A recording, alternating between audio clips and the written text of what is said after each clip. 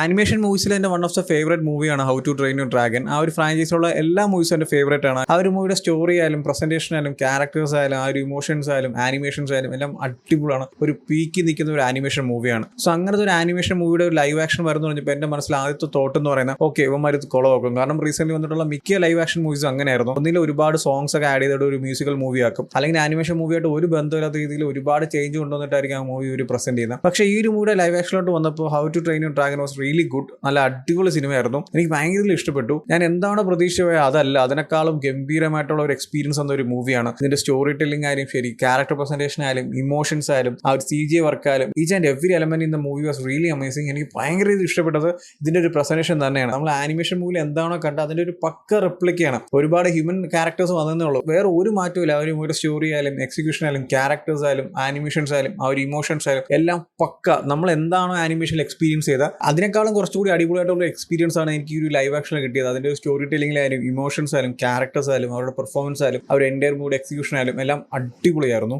And ഈ ഒരു movie കണ്ടുകൊണ്ടിരുന്നപ്പോൾ already ഈ ഒരു മൂവിയുടെ ഒരു ആനിമേഷൻ മൂവി ഞാൻ കണ്ടിട്ടുള്ളത്. എനിക്ക് ആ സ്റ്റോറി അറിയാം, എന്താണ് നടക്കാൻ പോകുന്നത് അറിയാം, ഈച്ച് ആൻഡ് എവറി എലമെന്റ്സ് എനിക്ക് അറിയാം. ആ ഒരു ഫീൽ എനിക്ക് എവിടെയും മൂവിയിൽ കിട്ടിയില്ല. ഒരു ഫ്രഷ് ആയിട്ടുള്ള ഒരു ഫീൽ ആയിരുന്നു. നമ്മൾ ആദ്യമായിട്ട് ഒരു സിനിമ എക്സ്പീരിയൻസ് ചെയ്യുമ്പോൾ കിട്ടുന്ന ഒരു ഫീലില്ലേ, അതാണ് എനിക്ക് ഈ ഒരു മൂവിയിൽ കിട്ടിയത്. കാരണം അത്ര അടിപൊളിയായിട്ടാണ് ഈ ഒരു മൂവിയിലെ ഓരോ സെഗ്മെന്റ്സും അവർ പ്രസന്റ് ചെയ്തിരിക്കുന്നത്. ആൻഡ് എസ്പെഷ്യലി എനിക്ക് ഏറ്റവും കൂടുതൽ ഇഷ്ടപ്പെട്ട ഒരു കാര്യം എന്ന് വെച്ചാൽ ഈ ഒരു മൂവിയുടെ എക്സിക്യൂഷൻ തന്നെയാണ്. ഓരോ കാര്യങ്ങളും അത്ര ബ്യൂട്ടിഫുൾ ആയിരുന്നു അതിൽ ചെയ്തിരിക്കുന്നത്. ക്യാരക്ടേഴ്സ് ആയാലും അവരുടെ ഇമോഷൻസ് ആയാലും അല്ലെങ്കിൽ ആ സ്റ്റോറി ടെല്ലിംഗ് ആയാലും എല്ലാം പക്കയായിരുന്നു. ഒരു അടിപൊളി സ്റ്റോറിയുള്ള ഒരു മൂവിയാണ്. ആ ഒരു സ്റ്റോറിനെ വളരെ നന്നായിട്ട് തന്നെ സിനിമയിൽ എക്സിക്യൂട്ട് ചെയ്ത് വെച്ചിട്ടുണ്ട്. ആൻഡ് ഈ ഒരു മൂവിയുടെ സ്റ്റോറി ഓൾറെഡി എല്ലാവർക്കും അറിയാം. ഇൻ കേസ് അറിയാത്തവരാണെങ്കിൽ ഒരു വൈക്കിംഗ് വില്ലേജ് ഉണ്ട്, അവിടെ ഡ്രാഗൺസ് അറ്റാക്ക് അങ്ങനെ കാര്യങ്ങളൊക്കെ നടക്കുന്നതാണ്. അവിടെ ഒരു ക്യാരക്ടർ ഉണ്ട് ഹിക്കപ്പ് എന്ന് പറഞ്ഞിട്ട്, അവരൊരു ഡ്രാഗനെ കിട്ടും. ആ ഒരു ഡ്രാഗന്റെ പേര് ടൂത്ത്ലെസ് ആണ്. സോ അവർ മീറ്റ് ചെയ്തതിനു ശേഷം പിന്നീട് അവിടെ നടക്കുന്ന ഇവന്റ്സ് ആണ് ഈ സിനിമ സംസാരിക്കുന്നത്. ലൈവ് ആക്ഷനിലോട്ട് വരുമ്പോൾ ഇവർ ഈ ഒരു മൂവി കൊണ്ട് എന്തായാലും നിർത്താൻ പോകുന്നില്ല. സെക്കൻഡ് പാർട്ട് തേർഡ് പാർട്ട് ഷുവറായിട്ട് കാണും. കാരണം അത്ര അടിപൊളിയായിട്ടാണ് ആ ഒരു ലൈവ് ആക്ഷൻ എക്സിക്യൂട്ട് ചെയ്ത് വെച്ചിരിക്കുന്നത്. ഞാൻ ഒരിക്കലും പ്രതീക്ഷയില്ല ഇത്ര ഒരു അടിപൊളി എക്സ്പീരിയൻസ് എനിക്ക് കിട്ടുമെന്ന്. ഞാൻ തിയേറ്ററിൽ സിനിമ ഇരിക്കുമ്പോൾ പോലും ഓക്കെ ഒരു നോർമൽ ഫീൽ ആയിരുന്നു. പക്ഷേ സിനിമയുടെ തിയേറ്ററിൽ നിന്ന് പുറത്തൊന്നും എൻ്റെ മനസ്സൊക്കെ നിറഞ്ഞ് നല്ലൊരു അടിപൊളി എക്സ്പീരിയൻസ് ആയിരുന്നു എനിക്ക് കിട്ടിയത്. കാരണം ഈ മൂവിയുടെ സ്റ്റോറി അത്ര ബ്യൂട്ടിഫുൾ ആണ്. അതിന്റെ പ്രസന്റേഷനും എക്സിക്യൂഷനും ആൻഡ് മെയിൻലി എടുത്തു പറയേണ്ട ഒരു കാര്യം എന്ന് വെച്ചാൽ ഇമോഷൻ. ഈ ഒരു മൂവിയുടെ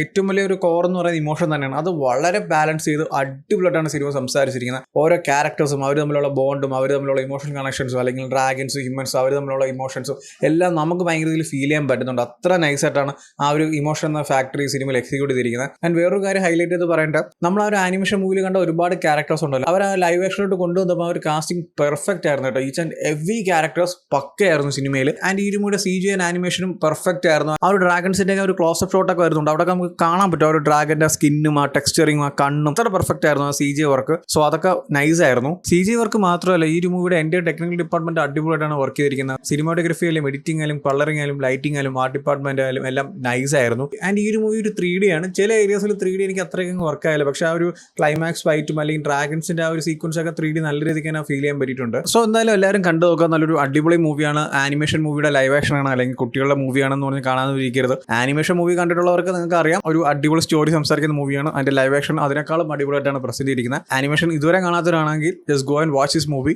നൈസ് മൂവിയാണ്, മിസ് ചെയ്യരുത്. സോ കണ്ടു നോക്കുക. ഓവറോൾ എൻ്റെ ഒരു എക്സ്പീരിയൻസ് പറയുകയാണെങ്കിൽ മൂവി വാസ് ലൈക്ക് അടിപൊളിയായിരുന്നു. എനിക്ക് ഒരുപാട് ഇഷ്ടപ്പെട്ടു. നല്ലൊരു കിഡിലെ മൂവിയാണ്. ഓൾറെഡി ഈ ഒരു മൂവി കണ്ടവരാണെങ്കിൽ നിങ്ങളുടെ ഒപ്പീനിയൻസ് എന്താ വെച്ചാൽ കമന്റ് ചെയ്യൂ. വീഡിയോ ഇഷ്ടപ്പെട്ടാൽ ലൈക്ക് ചെയ്യൂ, ഷെയർ ചെയ്യൂ. ഇതുപോലത്തെ കൂടുതൽ വീഡിയോസിനായി ചാനൽ സബ്സ്ക്രൈബ് ചെയ്യൂ. Thank you so much.